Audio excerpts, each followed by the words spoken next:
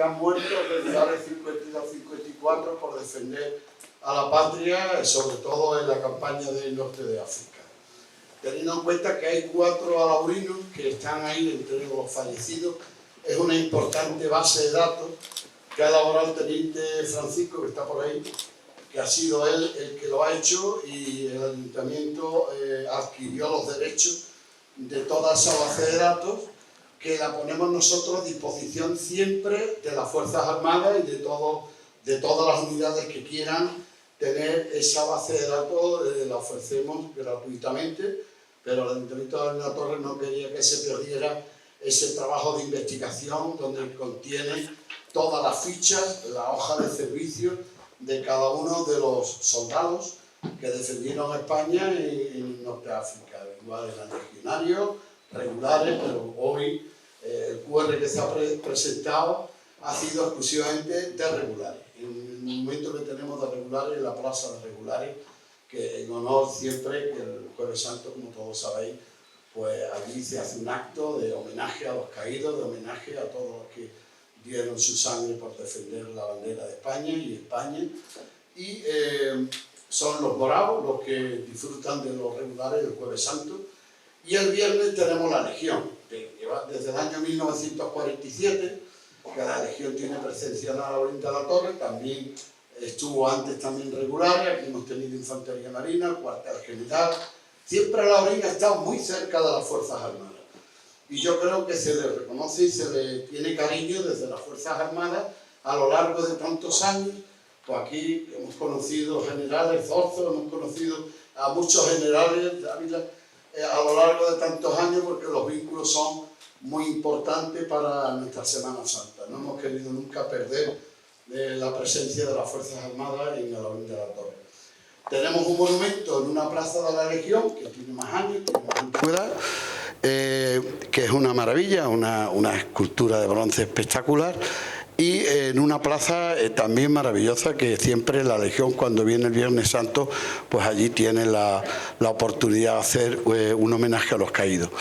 Y la plaza de regulares nueva. Ahora hemos incorporado, y dentro de un año yo creo que estará, porque ahora hay que hacer una obra en una rotonda de entrada a Laurín.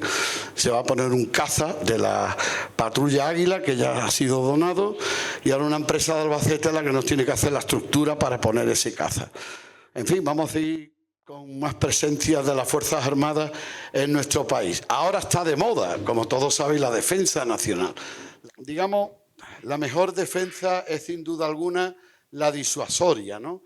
Ser respetado por aquellos que puedan de alguna manera atentar contra la unidad territorial de un país, ¿no? Y ahora pues está de moda que hay que invertir en defensa, porque está ocurriendo algo importante, porque por primera vez estamos sorprendidos todos en Europa de que Estados Unidos, que siempre ha sido nuestro mayor aliado, parece que ahora el Atlántico les aleja mucho más de nosotros, ¿no? Y yo creo que esto cambiará, pero mientras tanto tenemos que reforzar la defensa nacional a través de la Unión Europea. La Unión Europea beneficia muchísimo a España y nos hemos aprovechado de muchos fondos europeos para el desarrollo y el progreso de España. Eso es así. Nosotros tenemos que apostar por una Europa fuerte en un mundo donde hay grandes potencias compitiendo en lo comercial y demás, ¿no? Pero la defensa es muy importante porque parecía que en estos tiempos ya no pegaba que hubiera una invasión de un país sobre otro. Es que no pega la guerra, pero mira por dónde nos hemos encontrado con el neoimperialismo de nuevo, y parece que el mundo se lo quieren partir entre dos grandes potencias. En fin, no sé lo que va a pasar, pero lo que no nos podemos quedar con los brazos cruzados, y España tendrá que invertir más en defensa. Todo esto va a venir bien, porque esto será también hay que aprovechar la coyuntura, sin duda alguna, de estas inversiones en industria, la industria armamentística, que no sea la americana solo la que se beneficie. En fin, yo creo que puede ser al final todo esto bueno, y de todas maneras, pues nada, los militares lo que les gusta es tener, cada día más seguro su papel en el mundo y su papel en un país. Y España es un país que tiene unas Fuerzas Armadas muy limitadas, eso sí, en la operatividad, pero con mucha experiencia y con mucha capacidad y con mucho entrenamiento y yo siempre que escucho a nuestros queridos amigos los militares me dicen que España está preparada, siempre está preparada. Pero claro, hoy en día todo ha cambiado, ya no se trata de personas y de tropas, unidades, se trata de tecnología, drones, en fin, esto ha cambiado todo. Y en definitiva que para nosotros las Fuerzas Armadas es muy importante y nos consideramos parte de ellas y siempre queremos que esté entre nosotros. Esto es una realidad que está ocurriendo y tenemos que intentar por todos los medios de que la presencia de las Fuerzas Armadas para nosotros siempre ha servido para captar a nuevos jóvenes que querían, al ver las Fuerzas Armadas presentes en la Semana Santa, eso ha servido para que muchos se alisten en las Fuerzas Armadas y gracias a la presencia de las Fuerzas Armadas en la sociedad civil, todo eso ha servido también para reforzar, digamos, y ahora creo que los sueldos van a subir, 200 euros, decían el otro día, yo vengo diciendo que hay que poner más dinero si queremos tener más soldados y más preparados. Bueno, esto no es la conferencia la da el general, que es una auténtica eminencia. No, yo no quiero seguir, no quiero seguir. No sé por qué ha salido, pero bueno, ya está. Yo creo que yo podría hacer por lo menos coronel, ¿no? En caso de alistamiento. Bueno, pues tenemos la suerte de tener aquí al general, que es el director general del Instituto de Historia y Cultura Militar. Y él nos va a impartir una conferencia, creo que va a ser muy interesante y viene muy bien en los tiempos que estamos. Es lo que yo quería más o menos decir, que está de moda ahora y puede ser muy aprovechada por todos nosotros.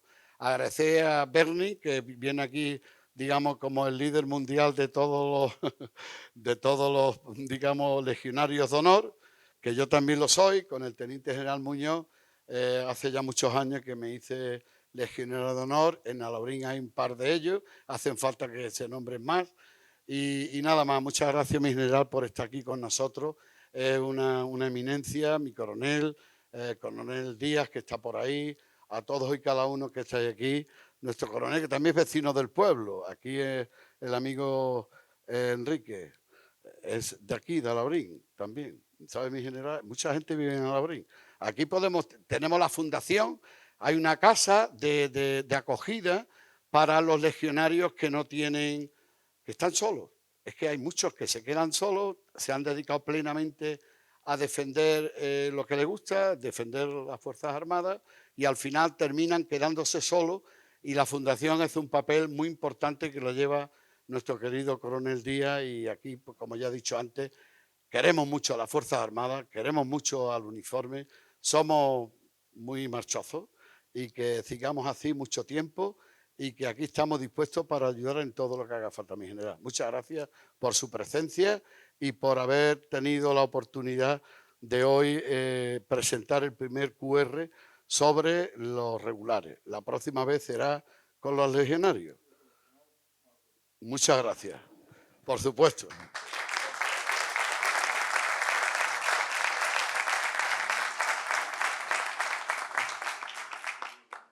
Señor alcalde de Alaurín de la Torre, mi general Martín Cabrero, antiguo general de la Brigada de la Legión y jefe institucional de la Legión, coronel del Tercio Alejandro Farnesio, cuarto de la Legión y comandante militar de Málaga y su provincia, mi coronel, presidente de la Fundación de la Real Hermandad de Veteranos, presidente de la Agrupación Nacional de Legionarios de Honor, señores componentes, miembros del Consejo de mi queridísima Hermandad de nuestro Padre Cristo de la Buena Muerte y Nuestra Señora de la Soledad, mi coronel Díaz Díaz, presidente de la enorme Fundación Tercio de Extranjeros, queridos componentes de la Legión, queridos alaurinos y, por supuesto, a mi legionario con el que tuve el honor de venir aquí a desfilar en el año 1984 de teniente a este pueblo con la Hermandad de los Verdes. y desde que entonces guardo un enorme cariño y una estrecha relación con esta preciosa ciudad de Alhaurín de la Torre. A todos ustedes muchas gracias, y yo, después de lo que ha dicho el alcalde, creo que no voy a estar a su altura, porque yo creo que el alcalde es capaz de convencernos a todos de que aquí lo próximo que tenemos que traer es un satélite de esos que vuelan por aquí para ponerlo en alguna rotonda. Alcalde, yo le alabo el gusto y cuente usted con el apoyo incondicional del Instituto de Historia y Cultura Militar, al que yo represento esta tarde aquí como director, y que es el organismo que tiene conferida, como veremos a lo largo de mi exposición, esa responsabilidad. Pues bien, como la tarde no está para muchos lujos y yo tampoco tengo la voz demasiado, me permiten que lo diga, vengo de dar tierra a un buen amigo y por lo tanto procuraré a lo largo de la conferencia también mantener el tipo, porque vengo de enterrarle hace unas horas y ha sido un referente en mi vida y por lo tanto en algún momento me emocionaré recordándole. Muchas gracias a todos por su presencia y vamos a empezar a hablar un poco de por qué creo yo o creemos en el Instituto que la historia militar es importante. Para lo cual les propongo ese camino. Nos detendremos un poco para intentar demostrar por qué actualmente la historia militar española es importante y por qué está de moda. ¿Por qué creemos que hoy en día la historia militar está de moda? A continuación, hablaremos de cuál es el organismo que tiene conferida esa responsabilidad, que no es otro, como ya les he adelantado, que el Instituto de Historia y Cultura Militar. Y finalmente, a modo de conclusiones, les mostraré un epílogo. Nuestra patria, España, y así debemos ser unos convencidos, se encuentra entre las naciones del mundo que ha sido protagonista de una de las historias más gloriosas en el contexto mundial. Una historia que en varios de sus periodos puede considerarse como sobrehumana. Y este es el primer punto en el que me gustaría detenerme. Actualmente, la historia de España, y a lo largo de muchos periodos, no ha sido bien tratada. La historia militar de España es una parte intrínseca de la historia de España como nación que hemos sido, somos y a buen seguro seremos. Pero, como nos gusta mucho decir en el Instituto, nosotros no somos ni fiscales ni defensores, somos los notarios de la historia.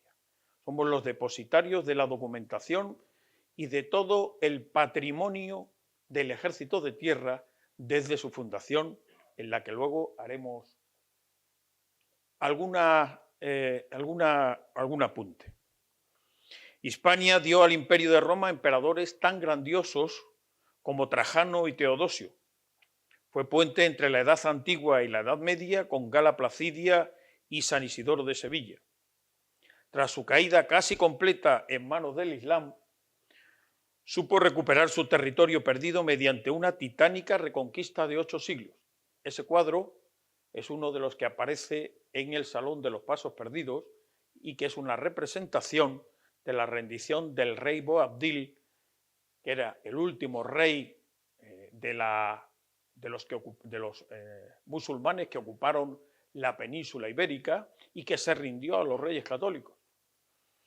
Desde ese momento, y con la unión de los reinos de Castilla y Aragón, España empezó a ser la realidad como nación de la que gozamos hoy en día.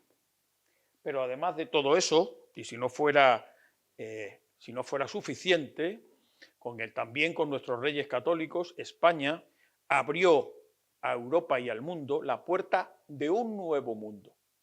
Mucho se ha escrito también sobre esta parte de la historia de España. Se ha hablado eufemísticamente de muchos aspectos, de muchos títulos, el encuentro entre dos mundos, las civilizaciones. España en América fue mucho más que un grupo de codiciosos, avariciosos, lujuriosos, que pretendían hacerse con el control de lo que entonces se llamaba las Indias. Pero, sin duda, a través de esa conquista, España llevó al mundo, llevó al nuevo mundo, mucho más que esa lujuria y esa avaricia. España llevó cultura, España llevó religión, España llevó... A ver si este señor termina de saludar y puedo seguir con la conferencia. ¿Le parece bien que siga, señor? Perdone. Muy bien, gracias. Pero dio al mundo el primer gran emperador después de Carlomagno, que fue nuestro Carlos I de España y V de Alemania. Pero también dio personajes tan importantes como Miguel de Cervantes, Diego de Velázquez, Lope de Vega, Francisco de Quevedo y Francisco de Goya, entre otros. Durante los siglos XIX y XX, España tuvo que hacer frente, durante el siglo XIX, nada más ni nada menos que a la invasión napoleónica y a 4 guerras civiles, que no destruyeron a España porque, como decía von Bismarck, España es una nación tan fuerte que a pesar de las veces que los españoles la hemos intentado destruir, todavía no lo hemos conseguido, aunque recientemente lo estamos intentando con mucho empeño.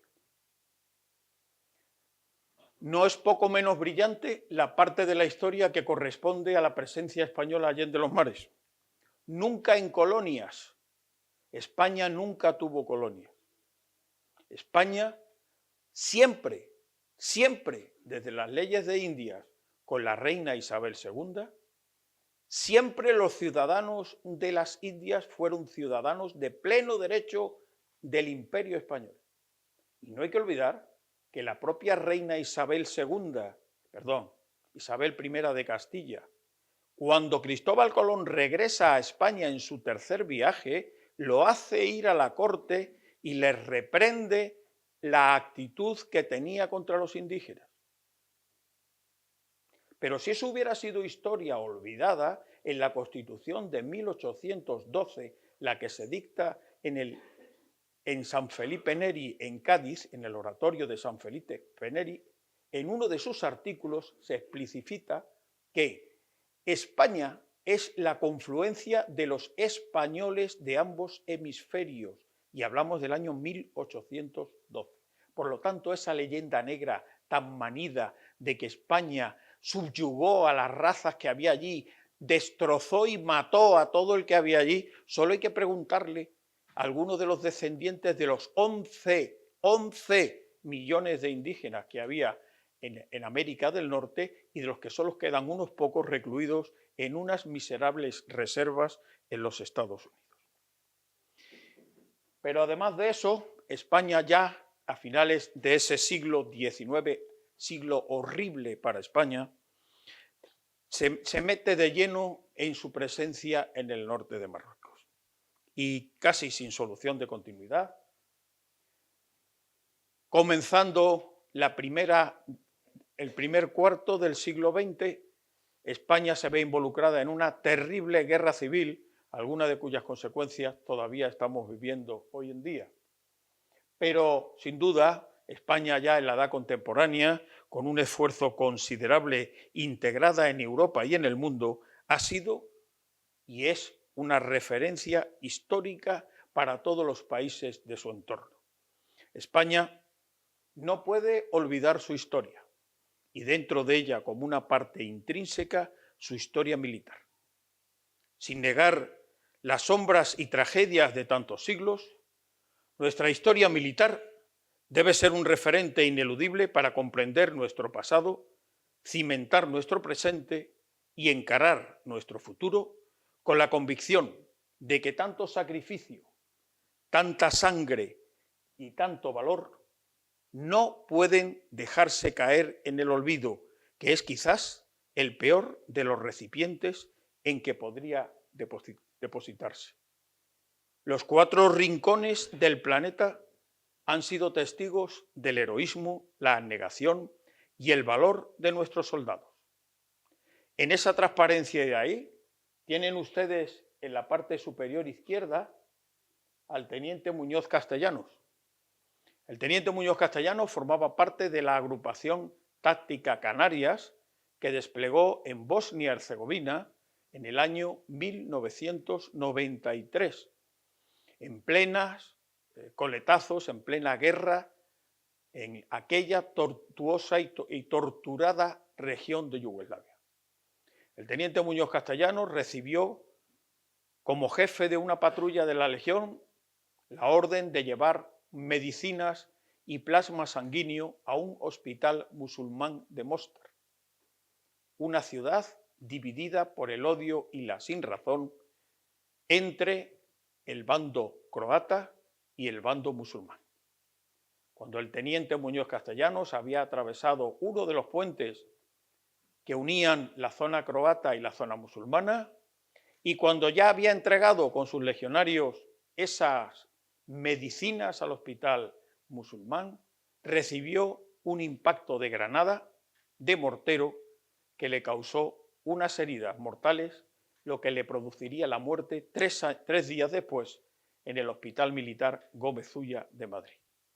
Sus legionarios, que ya estaban en el interior de los BMRs a cubierto, observan que su teniente no está y regresan a por él en cumplimiento del espíritu de nuestro credo legionario, que dice, con el sagrado juramento de no abandonar jamás a un hombre en el campo hasta perecer todos.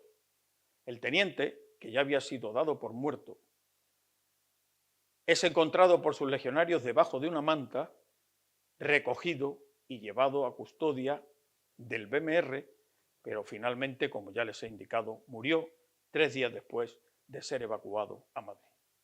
Pero tenemos aquí también a los héroes del 2 de mayo, a los capitanes de artillería Daoiz y Velarde y al teniente Ruiz, que prefirieron morir antes que entregar las armas a los franceses con motivo de la invasión napoleónica y de la rebelión del 2 de mayo de 1808.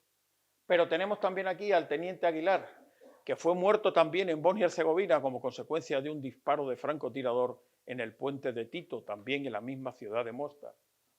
O el teniente Ortiz de Zárate, muerto en un salto paracaidista en la guerra de Ifni Sáhara, o esta fotografía de aquí, que representa el entierro de los caídos de la Legión de la 13 bandera independiente en la acción de la Sagia El Hamra, muy cerca de la Yun, el 13 de enero de 1958, donde la 13 bandera fue emboscada y sufrió un alto número de bajas, entre ellas algunos de sus oficiales, suboficiales y caballeros legionarios. Y, como consecuencia de ese combate, se otorgaron las 2 últimas cruces laureadas de San Fernando al Ejército de Tierra, al Brigada Caballero Legionario don Francisco Fadrico Castro Montre y al Caballero Legionario don Juan Maderal Oleaga.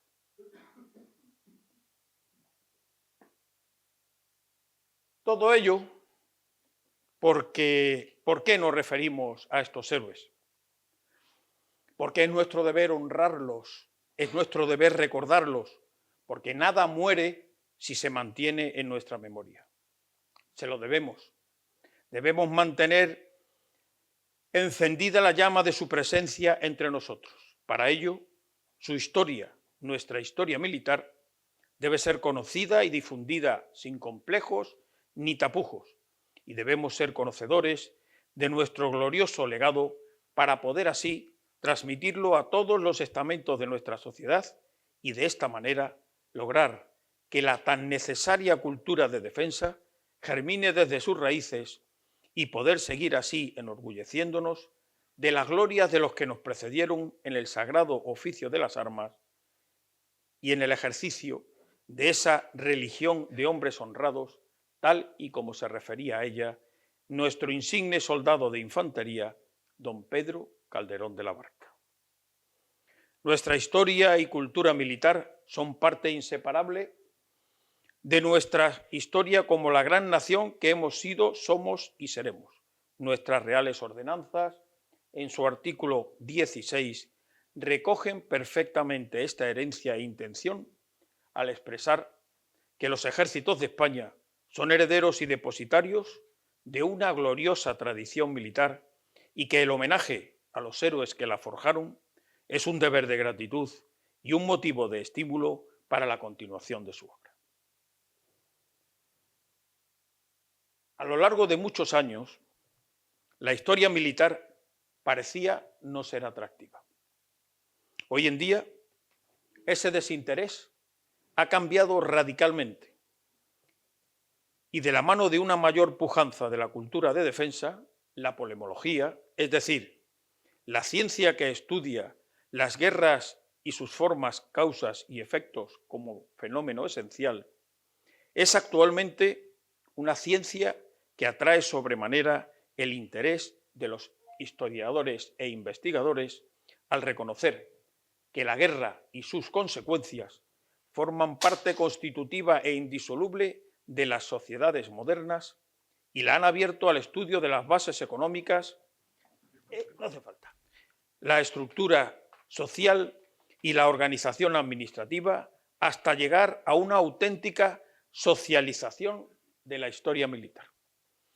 En nuestros días vivimos una auténtica eclosión del interés por ella, que abarca desde el mundo académico, en el que muchas universidades la han incluido en sus programas docentes, hasta el editorial, con multitud de ediciones a las que se añade una fuerte presencia en los medios de comunicación y en las redes sociales.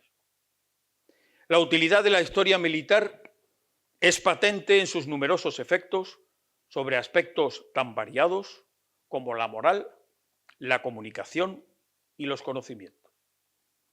La moral es elemento intangible que afecta decisivamente al desarrollo de los conflictos y que descansa en una buena parte en el conocimiento de los hechos que forjaron la tradición militar de los pueblos. Ahí tienen ustedes algunas fotografías de algunos actos de honor a los muertos que se llevan a cabo en diferentes unidades, algunas con sus uniformidades características. Esta es de la Academia General Militar, esta es de la Bandera de Operaciones Especiales de la Legión, pero todas con el mismo objetivo. No podemos olvidar a los que dieron su vida por España. Pero aquí me detengo también para decir algo que me gusta mucho decir. Esto, los caídos, los héroes, no son de los militares.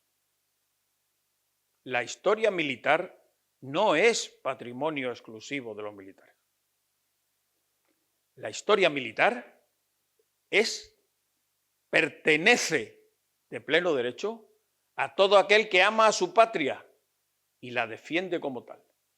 Nosotros no somos depositarios en exclusividad de esto, somos los garantes, pero ustedes, cada ciudadano, cada español de bien, es el verdadero protagonista de estos valores, porque las Fuerzas Armadas no tienen los valores en exclusividad, no los tenemos guardados en un arca de la alianza. Los militares no somos unos extraterrestres que nos dedicamos a ir dando lecciones morales por ahí de nada. Eso sí, cuando voy de vez en cuando a alguna universidad o algún colegio, le pregunto a los jóvenes, oye, ¿tu vida cuánto vale? ¿Tú por cuánto dinero te dejarías matar? Unos me dicen que nunca se dejarían matar, otros me dicen que todo el mundo tiene un precio, pero lo que sí que está claro es que los militares ofrecemos ese compromiso a coste cero.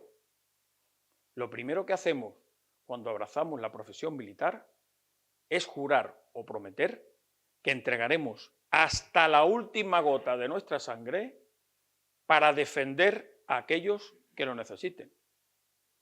Y el teniente Muñoz Castellanos, si se acuerdan del de arriba a la izquierda, ese cuando juró bandera no juró defender a lo mejor, o sí, a los bosnios herzegovinos, pero lo tuvo que hacer. Murió defendiendo la libertad. Todos vamos a morir, eso seguro. Pero puestos a morir, qué manera más bonita de morir que dando la vida por los demás. El otro aspecto en el que tiene una importancia capital la historia militar es en la comunicación, puesto que hoy en día la comunicación es un elemento fundamental para ganar la lucha por las percepciones en los conflictos modernos y ha ganado un protagonismo esencial.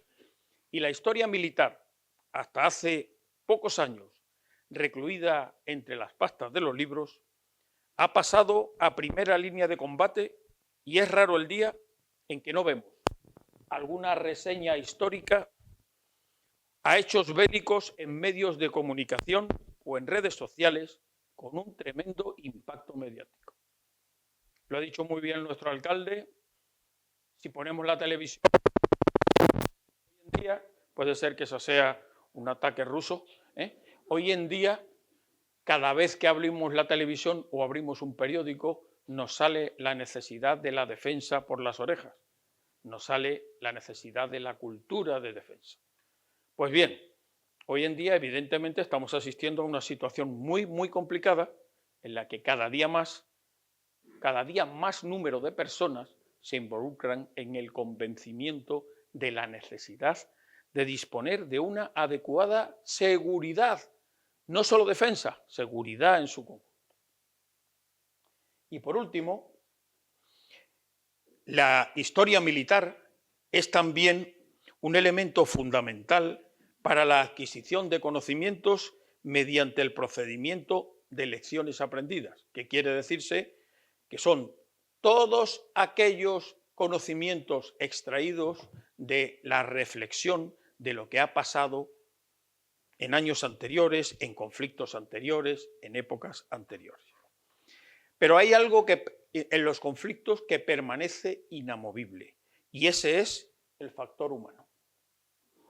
Siguen siendo los soldados los que entran en combate sometido a enormes tensiones físicas y psicológicas, y son los que deben decidir, mandar y actuar para imponerse al adversario. En la misión en Afganistán, el legionario Castro estaba realizando una patrulla cuando su pelotón fue objeto de una emboscada. Su sargento, jefe de pelotón, de la 8ª bandera, aunque yo soy de la 7ª, he de decirlo, salió del vehículo que tenía una protección, sacó al legionario que estaba mortalmente herido de la zona de fuego, le hizo un torniquete, le cerró la herida y cuando el legionario fue evacuado con un helicóptero americano sobre un hospital americano, los médicos americanos preguntaron: ¿quién le ha atendido? Y le respondieron: su sargento. Y dijeron: ¿su sargento ha sido? Su sargento. Pues su sargento le salvó la vida en aplicación de otro maravilloso espíritu de nuestro credo que dice: de juramento entre cada 2 hombres. El sargento arriesgó su vida prefiriendo perderla antes de que el legionario muriera desangrado. La violencia, sin duda, está en la naturaleza. La guerra está en la historia. La historia es océano que nunca se detiene. Sus aguas están conformadas por unas profundidades de naturaleza económica, por la superficie ideológica que marca el nivel de los tiempos y por las mareas cíclicas de los conflictos siempre removedores. Se lucha por el control de las materias primas, por los mejores territorios o por las rutas comerciales más ventajosas. Se lucha también por las riquezas, por la fe, por el poder y la gloria, por acumulación de rencor, miedo u odio. La voluntad de supervivencia o dominio de las colectividades viene revestida de altos ideales tales como religión, libertad, civilización, justicia, es decir, todo tipo de banderas que eleven y justifiquen el azote destructivo de las batallas, y las sociedades entregan a los ejércitos el monopolio de la violencia organizada que supone toda guerra, ese fenómeno que hasta la fecha se ha mostrado constante y recurrente en el devenir humano.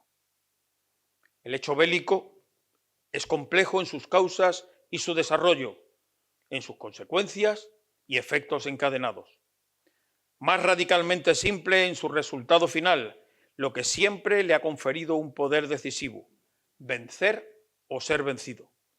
La tentación de conseguir, mediante el estallido de las hostilidades, lo que no se ha conseguido por otros medios políticos, financieros o diplomáticos, es siniestramente poderosa, hasta el punto de hacer olvidar a los pueblos la ingente cantidad de sacrificios, muerte y devastación que necesariamente conlleva.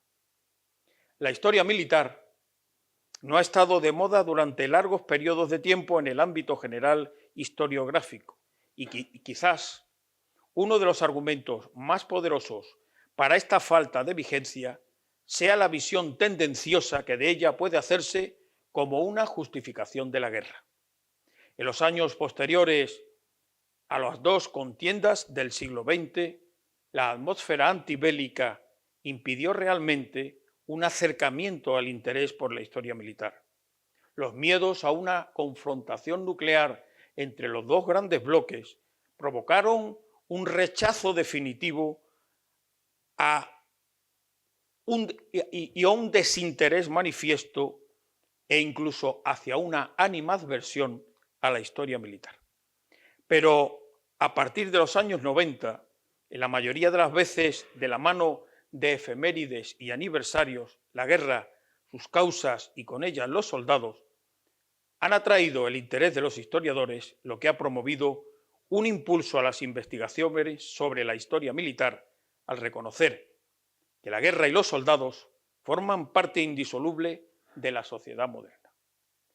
Ahí tenemos una fotografía de un personaje inolvidable en la historia de la Legión, el famoso comandante legionario, teniente coronel, porque fue de la escala de oficiales después, don Pepe Recena, Pepito Comando, para los que lo conocían en la Legión. Un hombre capaz de entregar su sangre y su vida para hacer lo que están ustedes viendo en la fotografía. España, diferentes unidades militares, llevan participando en las misiones internacionales desde el año 1989. Desde entonces hasta hoy, en el marco de la OTAN, de la Unión Europea, de la Organización de las Naciones Unidas y en el marco de coaliciones internacionales, ni un solo país, repito, ni un solo ciudadano ha puesto de manifiesto una sola debilidad de un soldado español. Otros países no pueden presumir de eso. Los soldados españoles no han dado nunca un paso atrás. Han sido capaces de compartir sus medicinas, de quitarse la comida de su boca, de rescatar a niños, de rescatar a ancianos, de interponerse en el fuego entre los bandos combatientes. Todo ello simplemente para ser garantes y testigos de la tradicional solidaridad, entrega e implicación de todos los españoles con los más desfavorecidos. Y ahí hay que rendir un homenaje a los que lo siguen haciendo, porque hoy en día las Fuerzas Armadas en su conjunto tienen desplegadas hoy en 17 misiones en 4 continentes distintos a más de 3.000 soldados en sus diferentes modalidades de soldados, marineros o aviadores del Ejército del Aire y del Espacio. Y no hemos recibido ni una sola queja, ni una sola investigación judicial. Y eso es para sentirse muy orgulloso.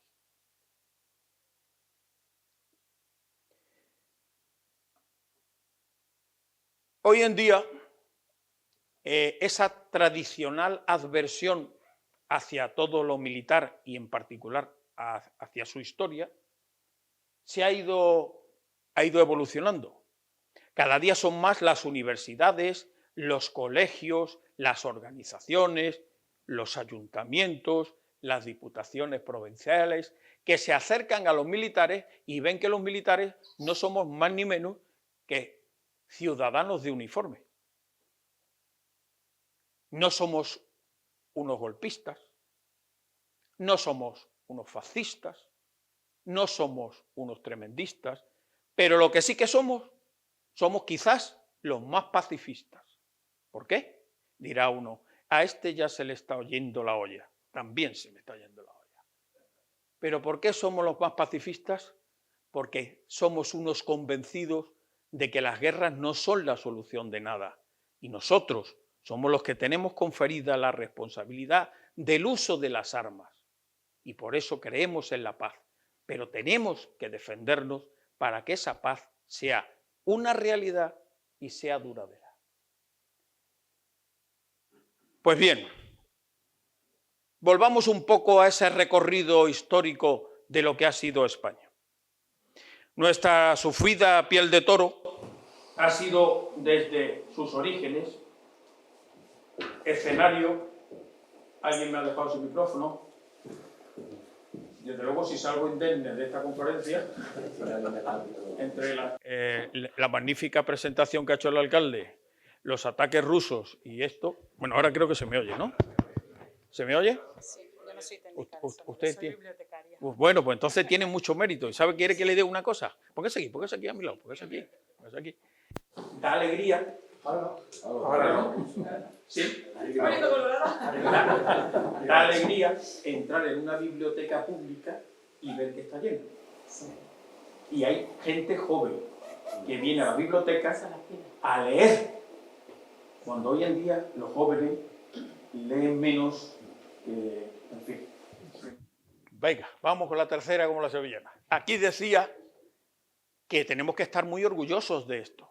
El Ejército de Tierra este año está celebrando una efeméride que se titula 150 años de preponderancia y pujanza militar española en Europa, que significa que éramos los más grandes del mundo. 150 años desde la batalla de Pavía. ¿Hay aquí algún francés en la sala? ¿No? Donde le dimos a los franceses para ir tirando y vos ve. Cogimos prisionero hasta su rey, Francisco I, que lo tuvimos 3 años preso en Madrid.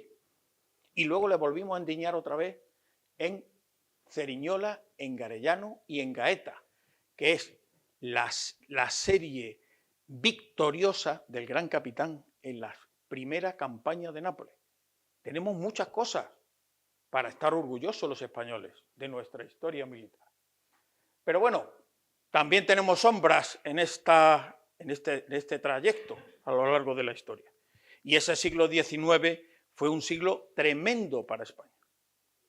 Tuvimos la invasión napoleónica, donde no hay que olvidarse que también esta vez a los franceses les dimos para ir tirando en Bailén. Fue la primera que un ejército militar derrotaba a otro ejército, en este caso el francés, que hasta entonces no había sido derrotado en ninguna batalla. Y en la batalla de Bailén el general Castaños le ganó a los franceses, que fue precisamente el declive, significó el comienzo del declive de la pujanza y preponderancia francesa en todo el mundo. Como consecuencia de nuestra desastrosa guerra de sucesión, pues perdimos eso que ustedes ven ahí abajo. Ese es un cuadro del magnífico pintor don Augusto Ferrer Dalmau, que representa al último gobernador de España en Gibraltar, don Diego Salinas, despidiéndose del Peñón. Y aquí, como soy nacido en Ceuta, pero criado en la provincia de San Roque, también les voy a contar la historia de esto. Gibraltar no se rindió a los franceses, a los ingleses. Gibraltar, cuando España, como consecuencia de la falta de descendencia del rey, entra en controversia entre quién tiene que heredar el trono de España, si el aspirante Felipe de Borbón, de la Casa de Borbón, o el archiduque Carlos de la Casa de Austria. El archiduque Carlos se alía con los ingleses y los ingleses, para apoyar su candidatura, ocupan, entre otras plazas, Mahón, que le sonará de la Pascua Militar, y Gibraltar. Y cuando están dentro de la plaza, en lugar de izar la bandera del archiduque Carlos, izan la Union Jack, la bandera británica. Desde entonces, Gibraltar dicen que es británico. La población entera de Gibraltar se exilió en masa porque no quiso ser británica y fundó la ciudad de San Roque, que es donde reside la de Gibraltar. Y se llevó la bandera de Gibraltar y se llevó las imágenes sagradas que están en San Roque, que es mi pueblo. Durante ese tremendo siglo XIX, España, que no tenía bastante, nada más y nada menos, que tiene 3 guerras civiles entre los partidarios de la reina Isabel y los partidarios del archiduque Carlos, esta vez los carlistas, 3 guerras civiles. Y además de eso, una guerra cantonal, puesto que a nuestros queridos amigos de Cartagena se le ocurrió ser independiente. Esa fue la 4ª guerra civil durante el siglo XIX.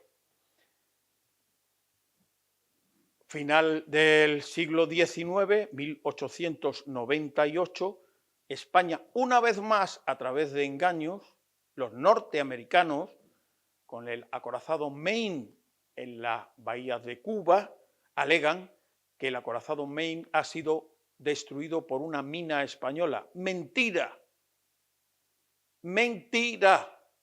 Demostrado científicamente, porque luego los estudios que se hicieron es que la explosión había sido de dentro afuera, como consecuencia de la explosión de un pañol de municiones y no de fuera adentro. Eso provocó que España perdiera sus últimas posesiones en ultramar: Cuba, Puerto Rico, Filipinas y las islas de algún que otro archipiélago.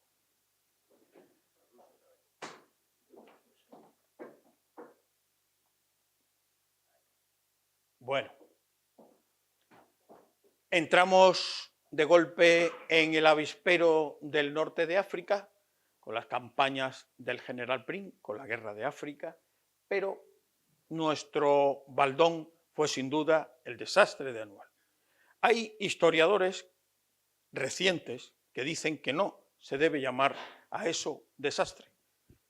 Yo alego, que no soy historiador, pero sí soy militar, que eso no fue solo un desastre militar, eso fue un desastre como nación. España no estaba preparada para entrar como potencia protectora. España nunca estuvo en guerra contra el sultán de Marruecos, nunca. Al contrario, España entró como potencia protectora para proteger e impulsar la acción del sultán de Marruecos, nunca para colonizar Marruecos. El desastre de Anual, en el que perdieron la vida un número todavía no contrastado de soldados, aún no se sabe cuántos murieron, fue un desastre nacional. Los políticos alternaban entre el partido conservador y el partido progresista, cambiando totalmente la política en Marruecos, desarrollando una estrategia militar que era insostenible a base de bloqueos separados, sin apoyo mutuo, elevado en las crestas militares, sin aguada. Aquello provocaba un desastre que fue el que finalmente, entre el 21 y el 23 de julio, provocó la muerte de miles de soldados españoles. Y no solo eso, cuando cayeron las posiciones de Igueriben y cayó la posición de Anual, el general Navarro, que era el segundo jefe de la comandancia, se replegó con los 3000 que quedaron sobre Monte Arruy, otra posición importante. Después de agotar toda la munición y todos los víveres, Abdelkrim le propuso una rendición a la que el general Navarro accedió. Los sacaron fuera del reducto defensivo. Al general Navarro se lo llevaron aparte con su Estado Mayor y los que quedaban de algunos oficiales para materializar las condiciones de la rendición, y cuando lo tenían en la tienda, a la mayoría de los soldados los masacraron, indefensos y sin armamento. Algunos de ellos les abrían en canal y les ponían las vísceras a modo de corbata. Qué tétrico es el general. No. Es que la historia hay que conocerla, para que no nos la cuenten de otra manera. Esta es la historia. No contentos con eso, los españoles nos enfrentamos en una tremenda guerra civil entre 1936 y 1939. Y a pesar de que España, en la Segunda Guerra Mundial, acabada esa contienda civil, se declaró no beligerante, los españoles participamos en ambos bandos. Lo de arriba, voy a empezar por lo de abajo. Esto de aquí es la división, una fotografía de la división española de voluntarios que participó con las fuerzas del Eje y formando parte del ejército alemán. Pero es que la de arriba, a la izquierda, es una fotografía de la que se denomina y se conoce en Francia como la novena. A algunos de ustedes igual esto no les suena, pero yo se lo voy a contar. La novena era una compañía que estaba encuadrada dentro de la división Leclerc, que era la división de la Francia libre, es decir, franceses que no se habían plegado a la ocupación alemana y que, una vez hecho el desembarco de Normandía, ocuparon la vanguardia porque de Gaulle se empeñó en que los que tenían que reconquistar París fueran franceses y no aliados. Pero al frente de la división Leclerc, oh maravilla, iba esta compañía que estaba formada y mandada por oficiales del antiguo ejército republicano español exiliados y soldados españoles.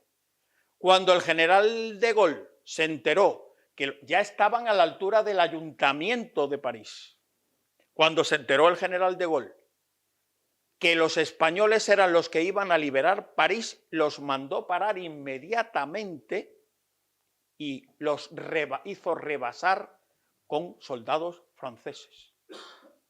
Con lo cual, la gloria de la liberación de París, que era de pleno derecho suya, se la quedaron una vez más nuestros queridos aliados franceses.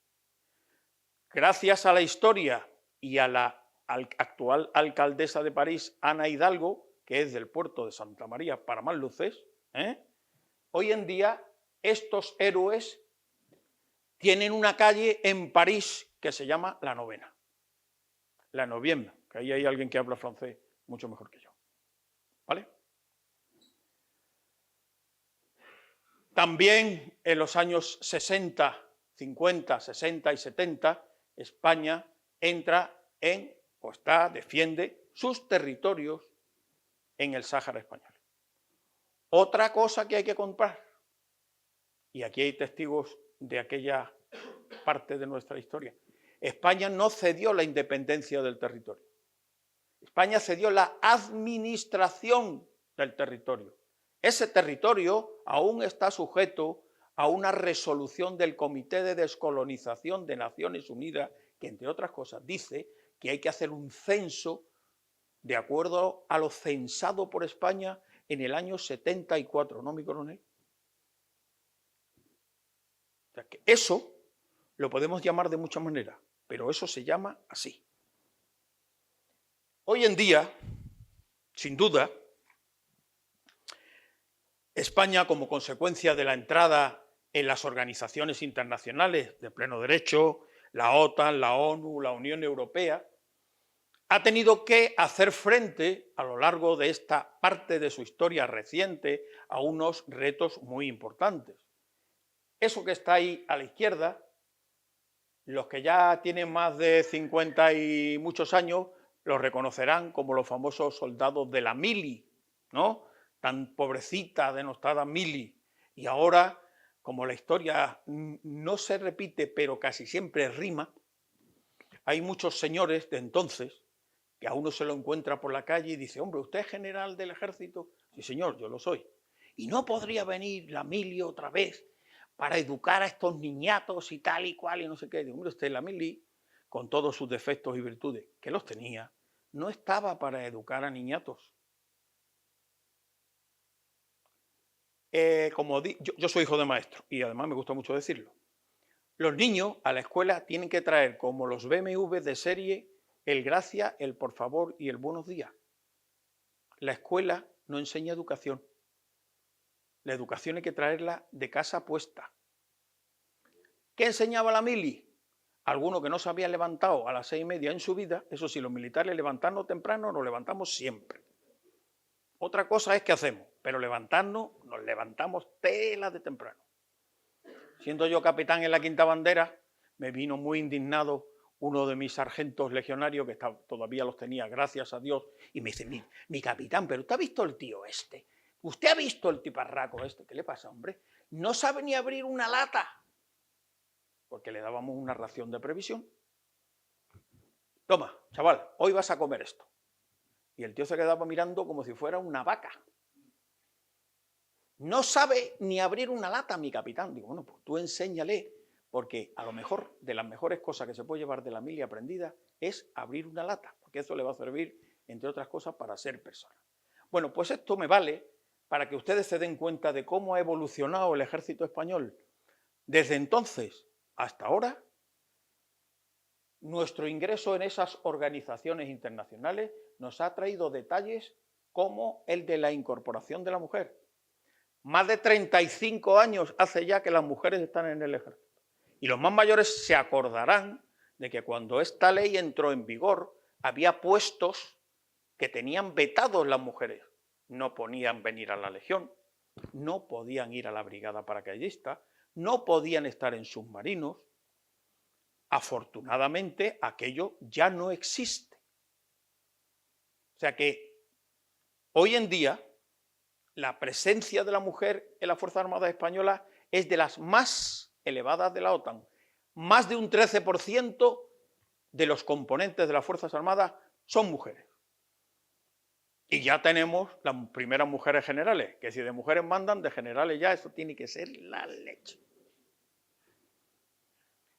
Pero sin duda, un elemento que ha venido a transformar de manera importante a nuestras Fuerzas Armadas son las misiones internacionales.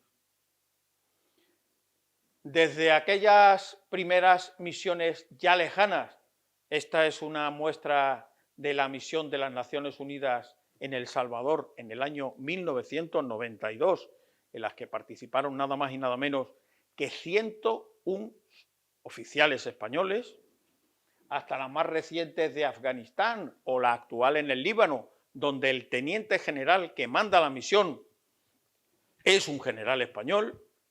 Pues hemos evolucionado muchísimo para hacer frente a ese entorno geopolítico del que también nos hablaba nuestro alcalde, un entorno que está caracterizado por la volatilidad, la incertidumbre, la complejidad y la ambigüedad. ¿Y quién se encarga de hacer eso en el ámbito del Ejército de Tierra? Pues ya entramos en materia y vamos a ir aligerando un poquito, vamos a meter un poquito de paso legionario para ir llegando a la parte final de la exposición. Las Fuerzas Armadas Españolas, además de dedicarse a la componente internacional, más recientemente nos ha tocado vivir alguna de estas luctuosas situaciones. La parte de arriba son limpiezas de residencias de ancianos con motivo del COVID-19. Esta fotografía es suficientemente significativa. Esta que tenemos aquí es mucho más reciente, de la Dana. Y esto nos lleva a la conclusión de que los militares no solo nos hemos batido el cobre en la componente o en el contexto internacional, sino aquí hemos velado a los que nadie quería velar. Hemos enterrado a los que nadie podía enterrar. Hemos dado medicinas de donde no se podían dar. Y aquí lo dejo sin comentario. Nuestra famosa tormenta Filomena en Madrid o las últimas inundaciones en Valencia han hecho que las Fuerzas Armadas hoy en día y el Ejército de Tierra en particular sean una de las instituciones más valoradas. Pero paralelamente a esto, todavía hay una parte de la sociedad que pone en tela de juicio la conveniencia de disponer de ejércitos. Eso es hispánico-español, typical Spanish. No criticaremos a los que piensan así, ni caeremos en esa fácil dicotomía de preguntar qué son más importantes, los tanques o la mantequilla. El otro día se lo pregunté a unos niños en un colegio de Jaén y a mí particularmente me dieron unas respuestas que me dejaron de piedra. Pues bien, en el mundo moderno en el que estamos viviendo, hoy en día es absolutamente necesario conocer y sentir la seguridad, la necesidad de una seguridad. Seguridad para desarrollar actividades tan simples o tan cotidianas o tan interesantes como puede ser ir a una biblioteca pública. Si esa biblioteca pública estuviera ahora cerca de Kiev, seguramente en vez de ser una biblioteca sería un refugio, porque igual la estaban bombardeando. Pues no son pocos, como decía cuando hablaba de la mili, los que propugnan que ahora es el momento de volver a reeducar a la sociedad en esta línea. La Ley Orgánica de la Defensa Nacional y la Ley de Seguridad Nacional marcan, entre otros, establecen el marco jurídico para llegar a establecer lo que hoy en día se denomina cultura de defensa y que nuestra legislación es responsabilidad del Gobierno de la Nación para que todos aquellos ciudadanos conozcan de primera mano qué significa o cuáles son las misiones de los ejércitos y cuál es la importancia de los ejércitos en la seguridad nacional para seguir manteniendo esos pilares básicos del estado del bienestar, entre los cuales se encuentra la educación o la salud, por poner algunos ejemplos. Para ello, ¿qué hace el Ejército de Tierra como componente de esas Fuerzas Armadas? Pues hace muchísimas cosas para el fomento de esa cultura de defensa, algunas de las cuales tienen ustedes ahí en la transparencia. Los premios Ejército, las juras de bandera de personal civil, los días de las Fuerzas Armadas con apertura de puertas de los cuarteles, los conciertos y dentro de ese conjunto de actividades tiene un papel trascendental en el Ejército de Tierra el Instituto de Historia y Cultura Militar. Ese es el mosaico que aparece a la entrada de la sede central del instituto y que dice: a ti español que cruzas este umbral, aquí se conservan fondos documentales que dan testimonio con sus grandezas y tragedias de la historia de tus ejércitos, raíz y médula de la historia de España. Ayúdanos a darlos a conocer. ¿Cómo lo hacemos? A través de esa misión que nos está conferida. El Instituto de Historia y Cultura Militar es el órgano responsable en el ámbito del ejército, porque la Armada tiene el suyo y el Ejército del Aire y del Espacio tienen el suyo, de la protección, conservación, catalogación, investigación y divulgación del patrimonio histórico, cultural, documental y bibliográfico del Ejército de Tierra. ¿De qué estamos hablando? Pues nada más y nada menos que más de 500, casi 525 años de historia. Desde una real ordenanza de los Reyes Católicos dictada en 1503 y cuyo original se conserva en el Archivo General de Simancas, en la que se aprecia que los Reyes Católicos, mediante esta real ordenanza, dan carta de naturaleza a los ejércitos, haciendo una fusión de lo que hasta entonces eran mesnadas, huestes, tropas mercenarias, milicias concejiles, y ese es el antecedente de nuestro origen.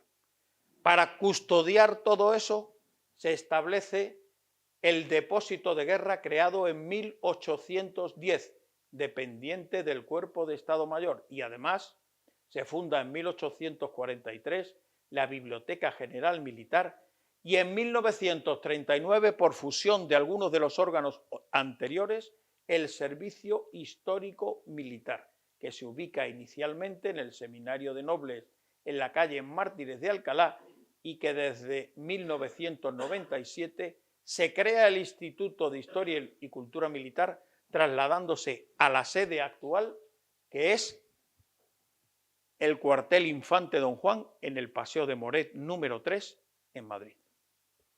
Es un mando de primer nivel y su dirección le corresponde hasta el 1 de abril al que les habla a ustedes. A partir del 1 de abril, como los yogures, yo ya tengo fecha de caducidad y viene a sustituirme nada más y nada menos que el cesante comandante general de Ceuta, el general de división don Marcos Yago Navarro, que será mi sucesor. Bueno, esta es la estructura orgánica, no me voy a detener mucho, pero sí me voy a detener en esto. Estamos en 31 sedes del territorio nacional, tanto el territorio peninsular como en el archipiélago balear, canario y las ciudades autónomas de Ceuta y Melilla. Estos circulitos en diferentes colores que tienen aquí son nuestros archivos, bibliotecas, museos, salas y consorcios. Esta es nuestra sede central en el Paseo de Moret número 3, que les invito a que vayan. Tenemos aparcamiento, está en el centro de Madrid, al lado del intercambiador de Moncloa, y les prometo que incluso les podemos invitar hasta un café, que hasta ahí podemos tener dinero. Este es nuestro buque insignia, que es el Museo del Ejército, sito en un imponente edificio de estilo herreriano en la ciudad imperial de Toledo, que es un museo de carácter nacional, es decir, que está al mismo nivel que el Museo del Prado, el Reina Sofía, el de las Artes, Ciencias Naturales, etcétera, etcétera. La única diferencia es que somos un museo nacional, pero el Ministerio de Cultura no nos da ni un duro. Alcalde, apúnteselo ahí, dígaselo. Bueno, además de ese tenemos 12 museos regionales situados en esos circulitos que les he mostrado en el mapa de España, 9 bibliotecas militares, incluida la Biblioteca Central Militar, que la tenemos aquí en Madrid, también en el Paseo de Moret número 3, 4 archivos generales militares, 2 temáticos y 2 históricos, el Archivo General de Madrid, que tiene la documentación del Ejército hasta 1936, con unos fondos magníficos sobre nuestra presencia en ultramar, entre otros. El Archivo General Militar de Ávila desde 1936, lo que lo hace de especial interés porque guarda en un palacio del siglo XVI toda la documentación relativa a nuestra guerra civil, y luego el Archivo General Militar de Segovia, que guarda los expedientes personales de los cuadros de mando, es decir, nuestros suboficiales, nuestros oficiales, y el Archivo General Militar de Guadalajara, que guarda los expedientes de tropa. Aquellos de ustedes que quieran y hayan hecho el servicio militar obligatorio y quieran que les sea de abono para el tiempo de prestación en la seguridad social, el Ejército les da un certificado de haber realizado el servicio militar y eso le vale, por ley, para aportarlo a su prestación a la seguridad social. Estos son 8 bibliotecas, además de la Biblioteca Central Militar, y 4 consorcios, que son estamentos establecidos con las comunidades autónomas, las diputaciones provinciales y los ayuntamientos para lograr conservar nuestro patrimonio. Para que se hagan ustedes una idea, esto que está aquí, que es el castillo de Figueras en San Fernando, el de San Fernando en Figueras, es la fortaleza baluartada, es decir, con rebellines, con fosos, con hornabeques, más grande de Europa. Esta, la Ciudadela de Jaca, que es un ejemplo de construcción militar, alberga una colección de miniaturas militares que yo les recomiendo que la visiten. Bueno, pues estos somos nosotros. Más de 500 personas trabajando día a día en el ámbito de la historia y la cultura militar, 31 sedes, estas cifras que ya se las he reseñado. Aquí tenemos los fondos museísticos, fíjense qué patrimonio tenemos, más de 101.000 fondos. Fondos bibliográficos, 1 millón, casi 1.200.000, la segunda biblioteca después de la Biblioteca Nacional más importante de España. El otro día dijo en una conferencia que estábamos allí el presidente del Senado que era la más grande, la suya, después de la Biblioteca Nacional, y yo le demostré con cifras que no tenía razón. Desde entonces me han cesado. ¿Ven ustedes las consecuencias? Bueno, de los cuales tenemos catalogado un 78%. Estos son los fondos documentales de que disponemos y esto se mide en kilómetros lineales de documentación. Es decir, más o menos tenemos documentos, si los pusiéramos uno al costado del otro, llegaríamos de Málaga hasta Granada, que hay aproximadamente esa distancia, ¿no? Algo más quizás, más o menos. Algeciras, efectivamente. Bueno, y estas son algunas de nuestras áreas de actuación. Desde estudios históricos, museística, bibliográfica, archivística, acción cultural, relaciones internacionales. Estas son algunas de nuestras exposiciones, de nuestros congresos. Estos son algunos de nuestros cursos que ustedes, desde su casa, a través de internet, pueden participar como alumnos. Aquí los tienen. Y van desde la introducción a la historia militar, la música militar, la heráldica. Esto, a raíz del COVID, nos ha permitido, vía internet, tenemos unos medios de transmisión de imágenes a distancia que permiten, se graban las imágenes y con carácter inmediato se pueden ver a través de los ordenadores en su domicilio. Esto nos ha permitido aumentar el número de alumnos extranjeros, fundamentalmente hispanoamericanos, y que el personal que no sea de Madrid, que esto antes era un cuota cerrado, pueda participar como alumno.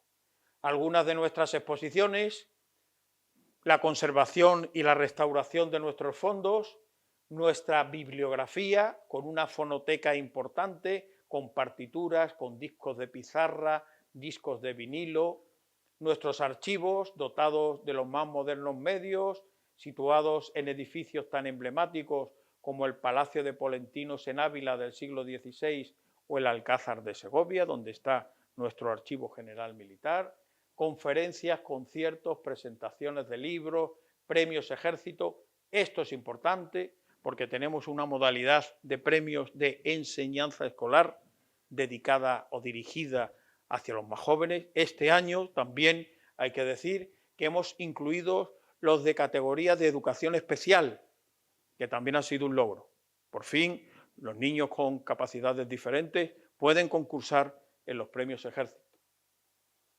Este es el cartel de los premios Ejército de este año, que se van a entregar en el mes de junio, en las diferentes categorías que van desde investigación, periodismo, dibujo, fotografía, miniaturas, enseñanza escolar. Y este es otro de nuestras grandes líneas de trabajo, relacionarnos con los organismos homólogos de países tan relacionados con nosotros como son los de Hispanoamérica o nuestros tradicionales y queridos aliados, los italianos, los franceses, los británicos, los portugueses, los belgas, los norteamericanos, los holandeses. Este es otro gran logro y aquí se demuestra que la historia y la cultura militar están de moda. Cada día son más las universidades que se acercan al ejército buscando colaboración.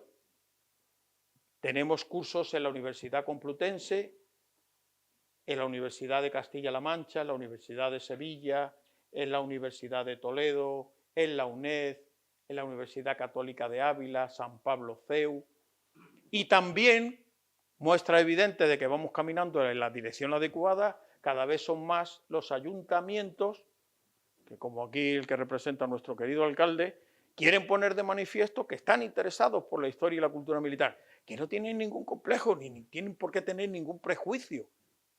Nosotros formamos parte de la sociedad a la que servimos. Nosotros no somos extraterrestres. Nuestros investigadores en todos los campos, la difusión es muy importante, tanto en la forma tradicional con nuestra revista de historia militar, esto es dirigido a los más jóvenes, un cómic que edita el Museo del Ejército, estos son los premios a nuestro coronel de la biblioteca, este es Ángel Expósito, el famoso locutor de la COPE en el programa La Linterna de por la tarde, en un programa que hizo en directo desde el Instituto de Historia y Cultura Militar, y estas son las convenciones que desarrollamos para atraer a la historia y a la cultura militar a todas esas personas que les gusta hacer recreacionismo militar, miniaturismo, amigos de los museos, restauración de fondos, etcétera, etcétera, etcétera.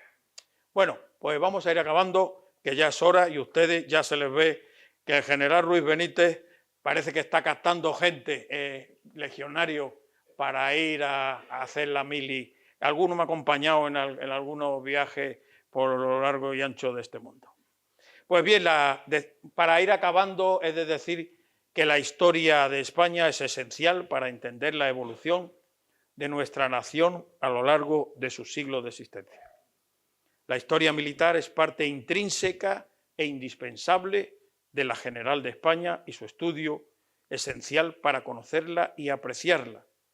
El sacrificio, el heroísmo y la disposición de nuestros soldados han marcado el devenir de los tiempos en los 4 confines de la tierra. Esta transparencia me gusta mucho ponerla para que veamos lo que fuimos. Esto de aquí es el mapa de los Estados Unidos, de Norteamérica. Todo eso fue España. Pero es que también llegamos aquí. Esto era Filipinas. Y de esto que digamos, aunque ahora esto no quieran que se llame el Golfo de México, ni que a lo mejor estos quieran llamarse hispanoamericanos, a lo mejor si no hubiéramos estado los españoles ahí, ahora la señora que nos denosta, pues no nos podría denostar, porque se la habrían cargado. Bueno, pues evidentemente no podemos olvidar nuestra historia militar. Es nuestra obligación y nuestro deber mantener viva la memoria de aquellos que dieron en beneficio de su patria el tesoro más importante de que disponía, y no era otro que su patria, su vida, perdón.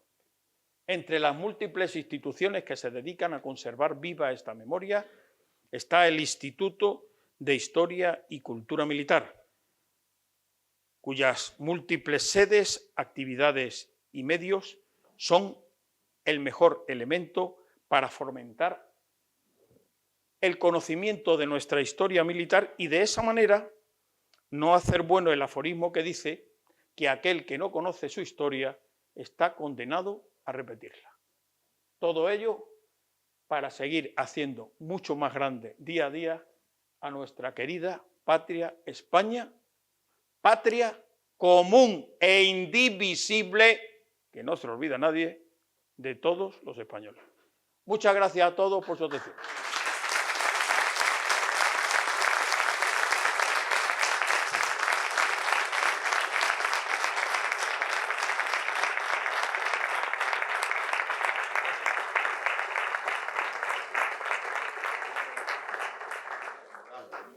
Bueno, muchas gracias porque la verdad es que nos ha encantado la conferencia. Hemos aprendido bastante de nuestro patrimonio, el patrimonio que es España y el patrimonio que es el ejército para que España sea lo que hoy es. De modo que muchas gracias y un aplauso muy grande. Muy bien.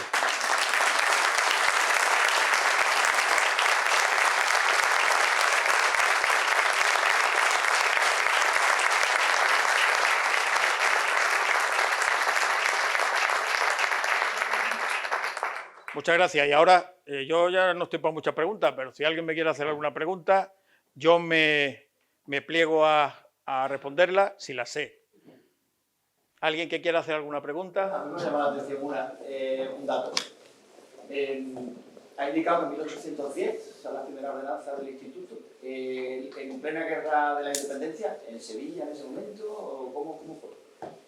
No, he dicho, creo que haber dicho, voy a ver lo que he dicho, porque he dicho tantas cosas que ya igual algunas se me ha olvidado. A ver, el depósito de la guerra. Los datos de la...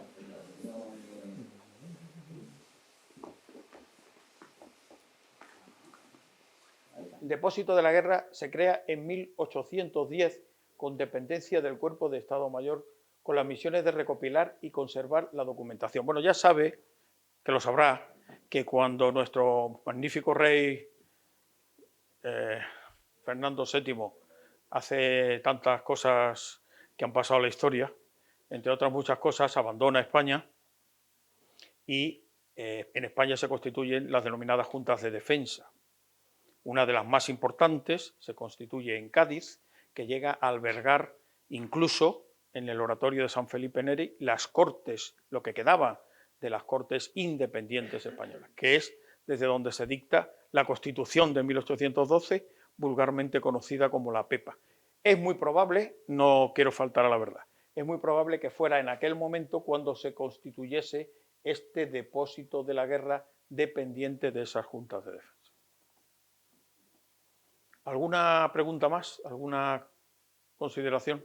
La digitalización, mi general, de toda la documentación, que es impresionante, ¿tiene acceso cualquiera a ella? Sí, nosotros, bueno, la digitalización es impresionante, pero tenemos mucho por digitalizar. No le oculto que eso es un gran reto que tiene el instituto, puesto que los legajos, que así se llaman, que son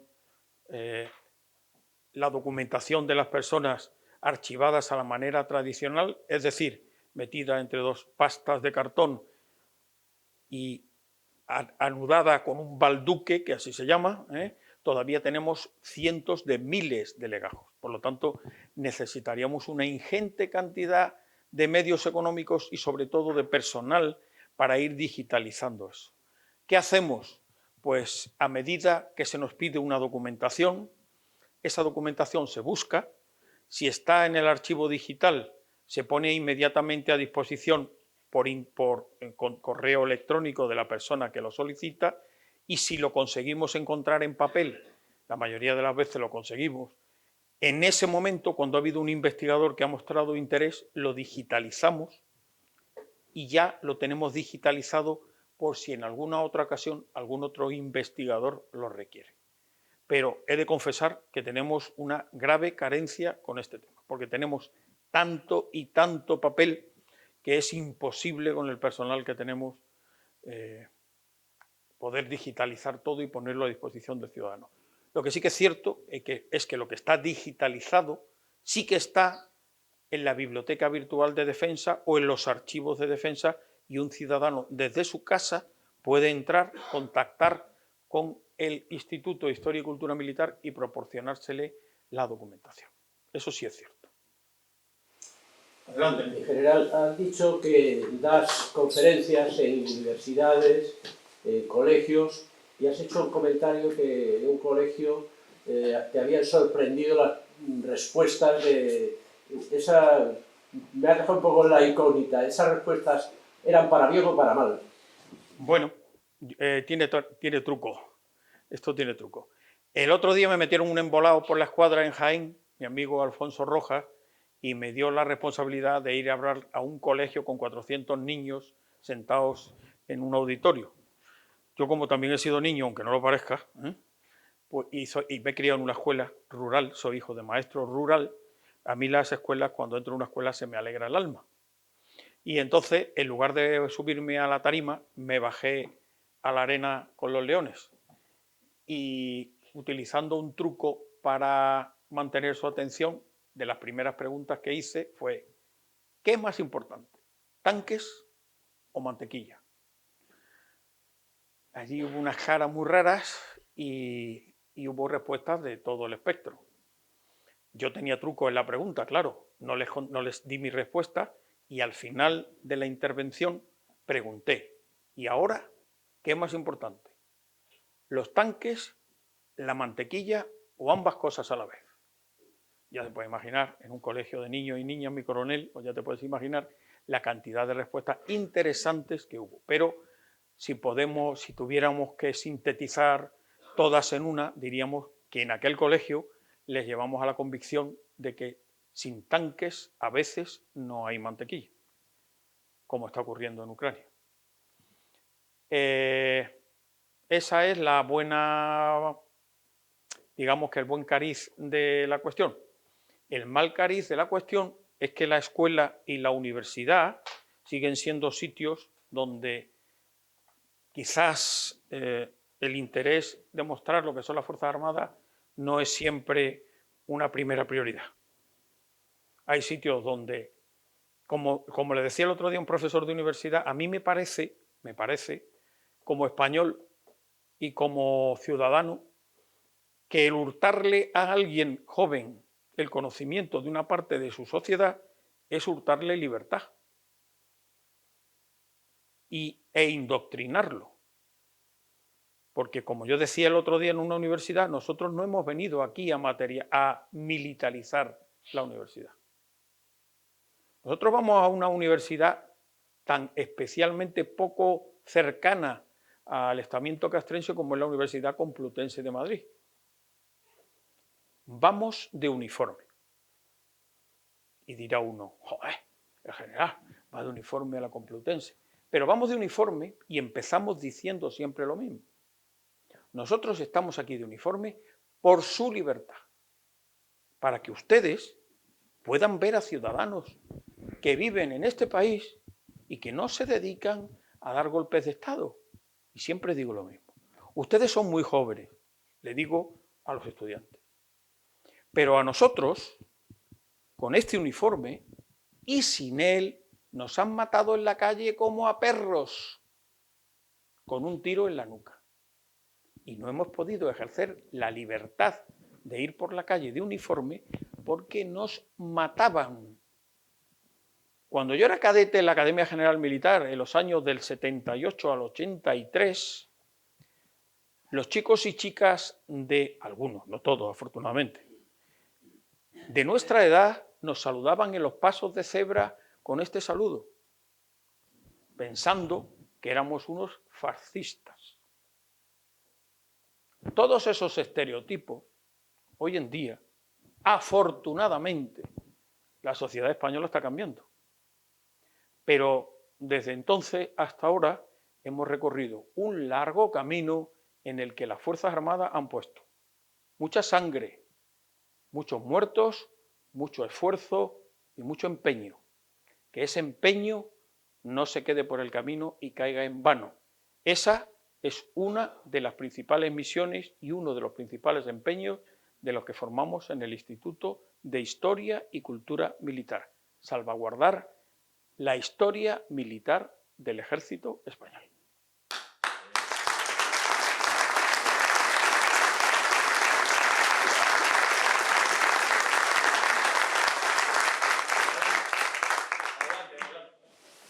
Quería preguntarle, bueno, yo ya hace mucho, no ya porque estoy jubilada, pero he sido profesora de instituto durante muchos años, y siempre he echado de menos la falta de esa cultura de defensa, que la verdad nunca hemos tenido, por ejemplo, trabajos con los que poder llevarlos al instituto, ni manera tampoco de poder trasladar a nuestros alumnos la cultura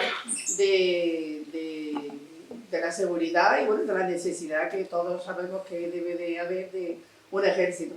Es cierto que hay un cierto nivel de impopularidad en general en parte de la sociedad, pero eso es muy antiguo, eso no es de antes de ayer, eso lleva muchos años gestándose y no siquiera ni podemos hablar del siglo XX, eso viene del siglo XIX. Con lo cual, pues bueno, hay que también trasladar a la gente la profesionalización que ha tenido lugar en las Fuerzas Armadas, que son ahora otra cosa y que luego además también son absolutamente necesarias, ¿no? Mi pregunta era, en cultura de defensa, ¿qué líneas de trabajo están siguiendo ustedes ahora? Bueno, esa es una pregunta que igual había que preguntarle a la señora Margarita Robles, que es la ministra de Defensa. Bueno, yo voy a intentar explicarle un poco qué se está haciendo en el ámbito de la cultura de defensa. La cultura, para conocer la cultura, para llevar a cabo cualquier acción en el ámbito de la cultura de defensa, a mí me parece, o nos parece, en el Instituto de Historia y Cultura Militar, que lo más importante es el conocimiento y la difusión. Eso es fundamental. Hay que llevar al convencimiento sobre todo de los más jóvenes, que la seguridad es una necesidad. Es difícil, sinceramente, es difícil hacer llegar esta percepción a jóvenes que viven en un estado de bienestar. Con esto no lo critico, ni mucho menos. Yo he sido niño que ha ido los sábados por la mañana al colegio a que le dieran leche en polvo de la ayuda americana, en unos sacos que el maestro distribuía entre los niños. Y ahora mi nieta, cuando no sé algo del teléfono móvil, es la que me saca de mi más absoluta ignorancia. En ese camino hemos transcurrido a lo largo de toda esta historia reciente de España por muchos avatares. Es fundamental hacer llegar a la ciudadanía la necesidad de la cultura de defensa. Pero el camino es tan arduo y a veces la tarea tan complicada como que, pese a que en la mayoría de las encuestas de opinión todo el mundo valora muy positivamente, casi con el primer puesto, a las Fuerzas Armadas, por contra, dependiendo de la fuente, hay una idea generalizada, para no dar datos, que los jóvenes están absolutamente desconectados de la necesidad que hipotéticamente, en un caso de agresión, tendrían que asumir para defender a España. Esto no es culpa de los jóvenes. Yo en la juventud creo muchísimo, porque tienen unos valores y tienen una capacitación y una preparación extraordinaria. ¿Qué ha pasado, a mi modesto entender, con esto? Pues que no ha estado de moda hablar del ejército, de las Fuerzas Armadas y de la seguridad. Cuando una nación como España, que afortunadamente no es invadida en su territorio desde la invasión napoleónica, no ha tenido que sufrir esos avatares, es muy difícil cuando a lo largo del siglo XIX ha habido una marcada, digamos que participación de generales en la política española, con golpes de Estado, con intervenciones en la política como presidentes del gobierno, qué decir del principio del siglo XX, el 23 de febrero, por poner otro ejemplo, etcétera, etcétera. Pues eso, usted decía antes, el siglo XIX, sin duda, los sucesos que acontecieron en Marruecos con la Semana Trágica en 1909, como consecuencia del reclutamiento de las clases más desfavorecidas, el desastre de Anual, etcétera, etcétera, etcétera, ha ido creando un sustrato en la sociedad, no digamos que antimilitarista, pero sí poco belicista, que me parece un término más adecuado. Luchar contra eso es complicado. Nosotros no queremos luchar contra eso, pero no cabe duda de que hechos como los que han ocurrido en Valencia demuestran que debe haber algún estamento, organismo, organización, estructura, que cuando tocan el silbato, todos forman y todos saben lo que tienen que hacer. A mí me tocó, alcalde, ¿usted qué manda? Cuando vea que me estoy enrollando mucho, usted me dice, mi general o general mío, que algunos me llaman en silencio también general mío, pues se acabó. A mí me tuve la responsabilidad de ir a quitar chapapote cuando el famoso Prestige. Nosotros estábamos en la brigada de la Legión, yo entonces era comandante, fíjese usted que yo también he tenido mi aquel, ¿no? No siempre he sido cabezón y gordo como soy ahora. Y estábamos en el patio preparando, en el patio de armas de la brigada de la Legión, la formación del 8 de diciembre, que era la patrona de infantería, o es, gracias a Dios, la patrona de infantería, y que significaba que toda la brigada formaba al día siguiente.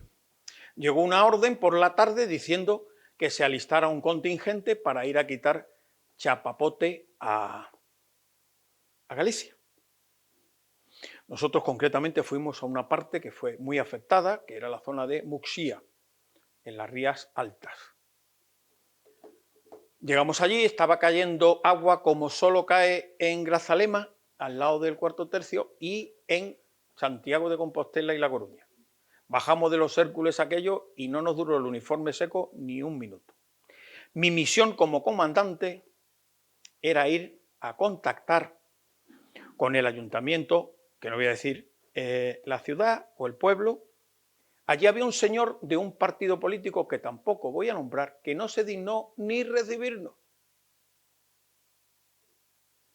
Cuando llegamos a un polideportivo, allí había unos jóvenes con muy buena intención y con muchas ganas de cachondeo, que habían estado paseándose por las calles del pueblo.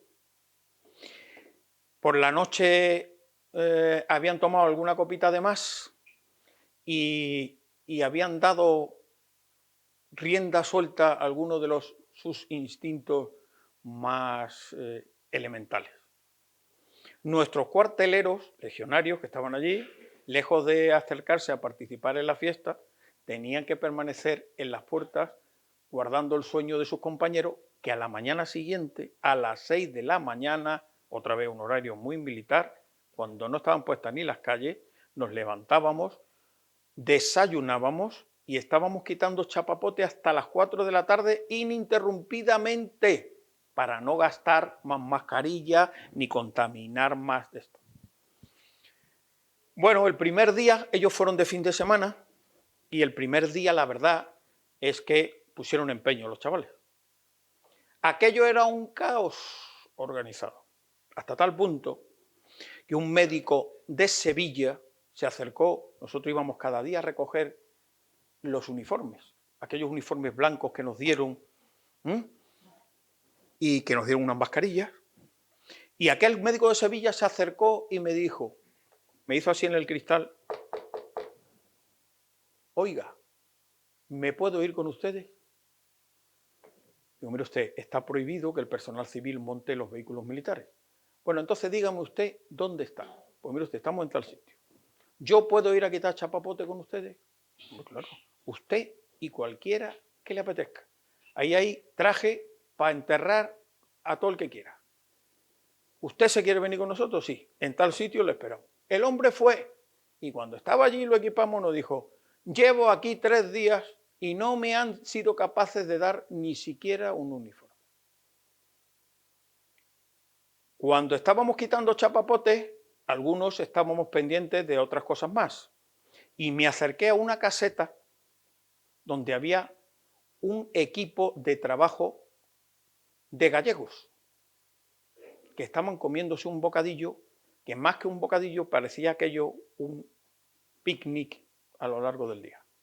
Y cuando me acerqué, uno de ellos me dijo en ese acento que es indescriptible, pero tan bonito, de nuestros gallegos, ustedes han venido aquí a quitarnos el trabajo. No les digo las palabras que les dije porque es muy andaluz lo que les dije, pero les dije muchas barbaridades. Y entre otras cosas les dije, nosotros hemos venido aquí a ayudarles a ustedes, no a quitarles trabajo. Ustedes son los que le están quitando el trabajo a España, que llevamos observándolo y no han pegado chapa en todo el día. Aquello era una catástrofe, hasta tal punto que dejábamos la playa limpia de galletas de chapapote y al día siguiente aquello era negro como el carbón. ¿Esto por qué lo cuento? Además de porque ya voy siendo un abuelete venerable, por la necesidad que tiene España y todas las naciones de tener organizaciones, estructuras, estamentos y organismos que cuando se dice vamos, vamos sin preguntar para ayudar a nuestra patria y a nuestros conciudadanos. No preguntamos si nos lo han mandado el gobierno X, el gobierno Y, el gobierno Z. Nosotros vemos necesidad y apoyamos. Para eso estamos. Y solamente por eso ya merece la pena que haya una cultura de defensa, para que cuando tengamos que ir a algún sitio más que a quitar chapapote, seamos capaces de defender a nuestra patria hasta la última gota de nuestra sangre.